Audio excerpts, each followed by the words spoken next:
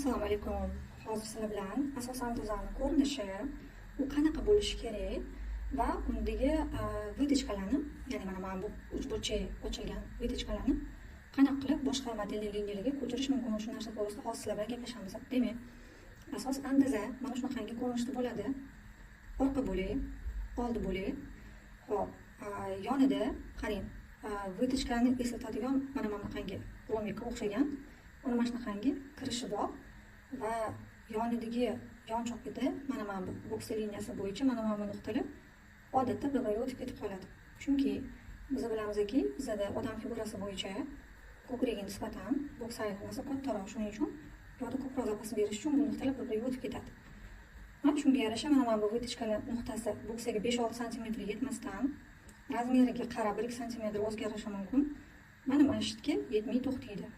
Endi bel bo'yicha mana bu vытачкаlar bor. Demak, orqadagi vытачка, yon vытачка va old bo'ligidagi vытачка. Shu joyda bitta narsani aytib ketmoqchiman sizlarga.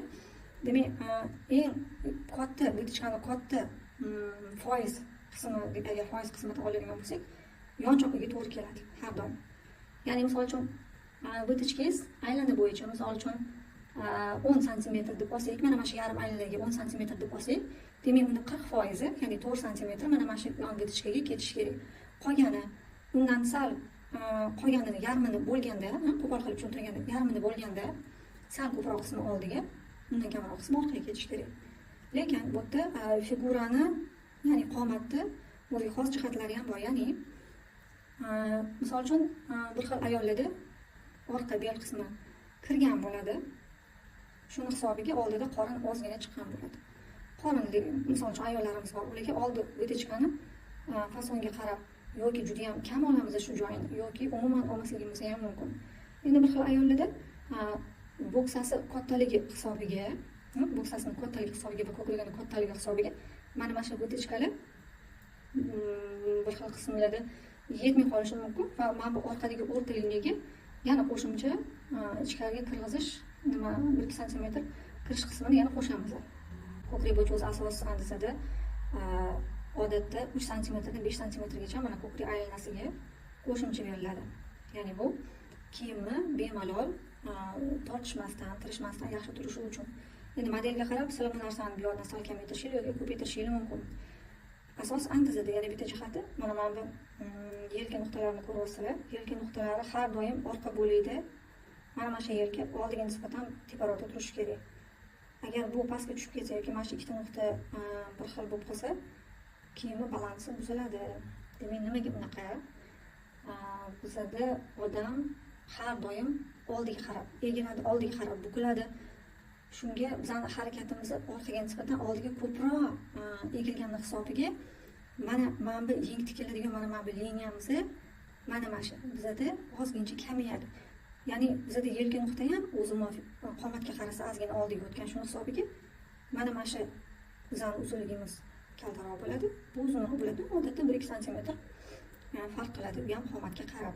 Endi mana bu yoqda yelka bel chizig'i bor. Mana shu bel chizig'idan o'lchaganda mana bu orqa uzunligi bor va oldi uzunligi bor. Oldi uzunligi har doim baland bo'ladi, uzun bo'ladi, chunki oldimizda bizda nima bor? Ko'krak bor, ko'krak joylashgan. U qomatni turtib chiqqan. Endi biz turtib chiqqan qomatdagi o'sha ko'krakni tekislikda mana shunaqangi ko'krak vытачкасы orqali ifodalaymiz. Chunki bizda stol tekis, qog'oz tekis, biz qanaqa qilib turib dumaloq qomatda, qomatni tekis emas, yelkada qiyaliklar bor, ko'krak dumaloqligi bor, belli ozgina kirgan joylar bor. Mana shunaqa qilib ifodalaymiz. Hop, endi yelka vытачкасы to'g'risida gaplashsak, yelka vытачкасы ham xuddi oldida ko'kragiga o'xshab, vazifasi bir xil. Mana shu orqada ruschasiga lopatka deyiladi, ya'ni kurak qismi bor, kurak ozgincha orqada turtib chiqqan. Harakat davomida mana shu kurak harakatga keltirib keladi-da, mana shu yerda ozgina do'ngaliklar paydo bo'ladi. Shuning uchun mana shu vытачка qilinadi. Endi ko'pincha kiyimlarda biz ko'rmaymiz-ku, yelkada mana shunaqangi uchburchak joyi shunday olib tikib qo'yganmi, to'g'rimi? Demak, bizda mana shu ko'krak, mana shu yelka vытачкасы qaysidir choqqa перевод qilingan, ya'ni ko'chirilgan. Xuddi mana bu oldingi ko'krak vытачкasiga o'xshab. mana ko'rib turgan bo'lsanglar, mana mana bunaqangi liniyalar chizib qo'ydim. Hozir mana shu liniyalar bo'yicha kesib, men sizlarga ochib ko'rsataman. Xo'p, yelka o'tichkamizni proymaga o'tkazishimiz mumkin, ya'ni yeng o'miziga. Mana bu yeng o'mizini liniyasi bor, chizig'i bor. Bu yeng tikiladi. Mana mana shu yerdan kelib agar ochsak, mana mana bunday ko'rinishda agar yopsak buni, mana mana bunday yopsak, mana bu yelkan chiqib qoladi. Yelkan chiqib qolgan hisobiga biz mana bu nuqta bilan bu nuqtani bitta qilib birlashtiramiz. Birlashtirganimizdan keyin bizda yelka qo'shilib qolmaydi, uzunligi hech narsa qilmaydi. Bizda faqat mana mana bu joy ochilib qoladi. Bu joy ochilib qolgandan keyin yengimizning orqa o'miziga mana shu qancha ochilgan bo'lsa ozgina qo'shib yuboramiz. Endi ikkinchi variant. Yelkamiz mana bunaqa turganda biz mana bunga bo'yinga ochib yuborishimiz mumkin. Bu kattaroq razmerdagi kiyimlarda shunaqangi ochib yuborsa bo'ladi. Mana bundoq qilib, mana bu yoqdan chiziq o'tkazamiz, buni yopamiz.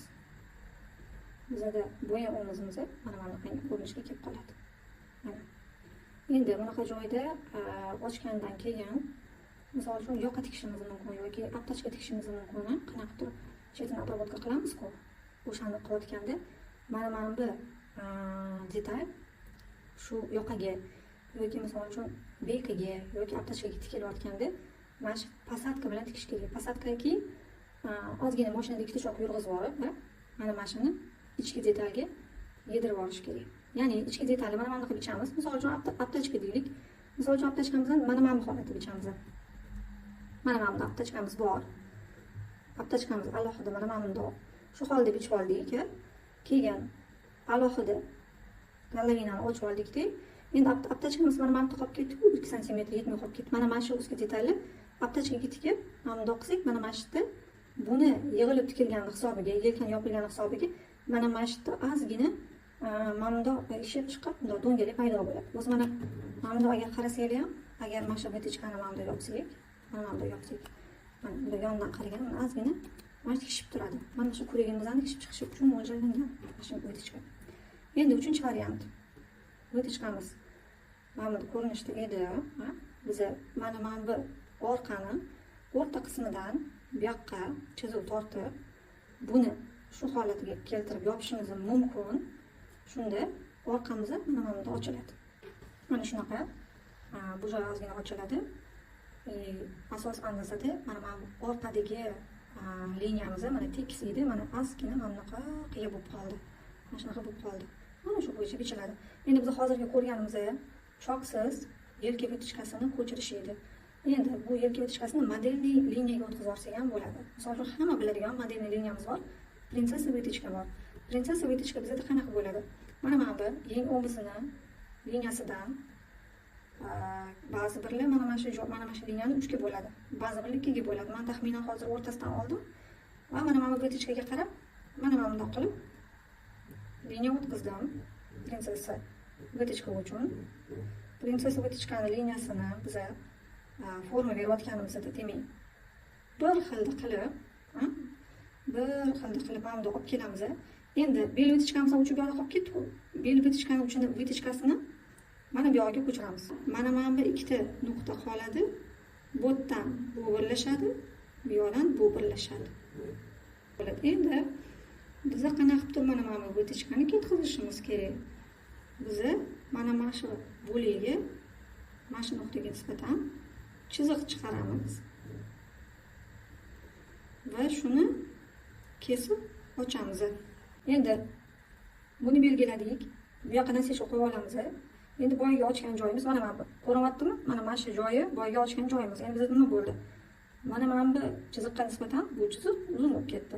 Tikayotganda xuddi shu joyni mana bu yoq bilan bu yoqni tikayotganda shundoq birga bir tikamiz, lekin bu yoq bilan bu yoqni o'rlayotganimizda mana bu qismni bu yoqqa posadka bilan tikamiz. Shunda kiyimimiz chiroyli chiqadi. Endi e'tibor berayotgan bo'lsangiz, mana bu yerda yelkani mana bundoq ozgincha yopganimda chuqurcha bo'lib qoldi. Shu narsani tekislab oldim. Mana shunaqa qilib siz ham tekislab qo'yasizlar. Xo'p, oldi bo'lik bo'yicha xuddi orqa betichkaga o'xshab prinsip xuddi shunaqa. Birinchi bo'lib mana bu yonchoqdan chiqadigan betichkani ko'ramiz, chunki bu juda ham ko'p joyda tarqalgan. Buni qilish juda ham qulay, oson, chunki yeng tikilganda qo'ltin tagida qolib ketadi, bokovoyda uncha bilinmaydi. Shuning uchun men ko'pincha o'zi asosan dizayl berayotganimda mana mana shunday ochib beraman. Demak, kesib oldik. Mana bunday yopdik. Yopganimizda yelkamiz bir xil bo'ldi. Demak, yelkamiz bir xil, mana bu yoqqa ochildi. Endi buni ko'pincha mana ko'rishingiz mumkin. Oddiy shuni tikib kiyimlarga ishlatishingiz mumkin. Lekin bitta shu yerda bir narsani aytib ketishim kerak. Qizlar, mana mana shu yerda vытяжкani tikayotganda bizada ko'krakning uchigacha andozada ko'rsatilgan bo'ladi. Lekin tikayotganda mana mana shu nuqtaga 2-3 sm yetmasdan mana mana shu yerda to'xtashingiz kerak. Bo'lmasa bu konusga o'xshab uchish bundoq uchli bo'lib chiqib qoladi. Xo'p, yana bitta variant bu bo'yinga o'tkazib yuborish. Endi mana shunaqangi modellar ham bor. Mana bo'yniga choq qilib yoki sklat qilib o'tkazib yuborishadi. Xuddi shunaqa mana shunaqa qilib kesib olamiz, bu yoqqacha olib kelamiz. Buni yopdik. Mana yopganimizdan hisobiga oldimiz bundoq qoladi. Bu yoqda mana bunaqangi ochiqlik paydo bo'ladi. Endi orqa bo'lagiga o'xshab hozir prinsessa vытяжкani ko'ramiz. Prinsessa vытяжка ham xuddi oldiga o'xshab, orqaga o'xshab mana bunaqangi proymani taxminan 3 ga bo'lib, eng o'zini 3 ga bo'lib, bitta nuqtasini tanlaymiz. yoki bu modelga qarab men ko'pincha mana shu 3 ga bo'lgandan keyin mana mashina xiyol teparoq nuqtani olaman-da, shuni mana ko'krak bilan birlashtirishga harakat qilaman. Demak, bu qanaqa ko'rinishda bo'ladi? Nuqtani belgilab oldik. Mana bu yoqqa olib kelib oldik. Endi bu yoqda qoldi, bu yoqda qoldi. Endi mana shu narsani chiroyli qilib bir-biriga o'tkazib olishimiz kerak. Nima qilamiz? Mana shu yerdan bundoq qilib liniya o'tkazamiz.